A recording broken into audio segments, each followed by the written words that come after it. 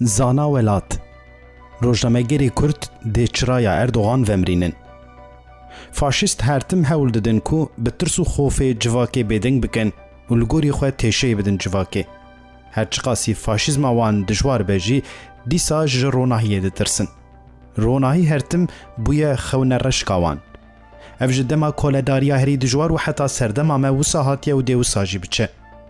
Di serdema me de Rojnamegerê Kurd pêşengiya ronahiyê dikin. Civakê li hemberî pêkanînên faşîzan ronî dikin û nahêlin faşîst li gorî xwe civakê birêve bibin. Ji ber vê yekê her tim bi faşîzma herî dijwar re rûbirû dimînin. Wexta mirov li dîroka Tirkiye dinêre dibîne ku dîroka wê bi qetilkirin û girtina rojnamegeran tijiye. Bi taybetî jî Rojnamegerê Kurd gelek hatine qetilkirin û girtin. Faşîzma AKP, MHP, PDK divan demê dawî de êrişê xwe yên li ser Rojnamegerê Kurd dijwar kirine.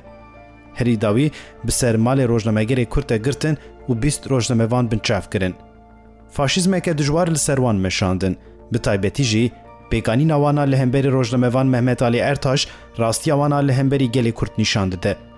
Rojnamegerekî ku ew qasî tê nasîn 10 saetan bawayekê kelepçekirî li erdê hiştine.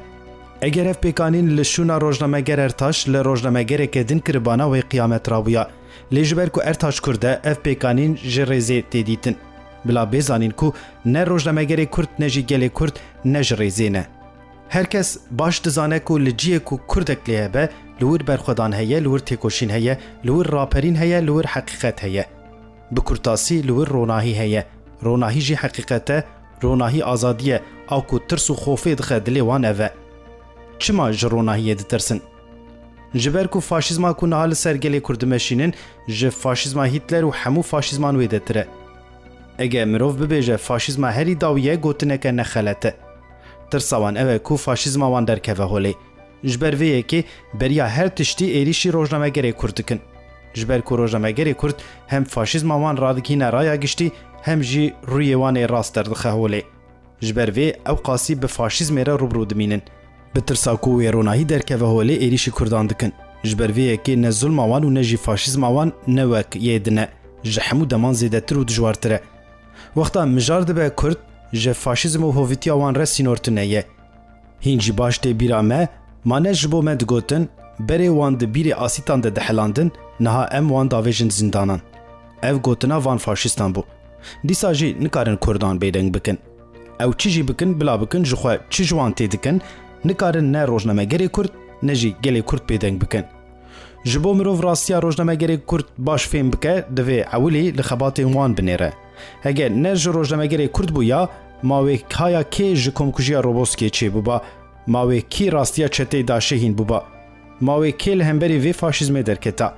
Wexta mirov li Rojnamegerê Kurd dinêre rastî û heqîqet tê dîtin. Ev rastî û heqîqet bûye tirs û xofa dilê faşîstên weke Erdogan, Bahçelî û Berzanî. Çawa ku Rojnamegerên bi berdêlên giranbuha rastî derxistin holê û rê li ber hilweşandina faşîstên berê vekir, wê niha jî bi ronahiya civakê dawî li van faşîstan were. Wê çiraya faşîstên mîna Erdogan, Bahçelî, Berzanî bi destê Rojnamegerê Kurd were vemirandin. Ji bo vê jî hewceya her kes li dora Rojnamegerê Kurd bibin xelek û xwedî li wan derkevin. Xwedî derketina li Rojnamegeran, xwedî derketina li rastî heqîqet û ronahiyê ye.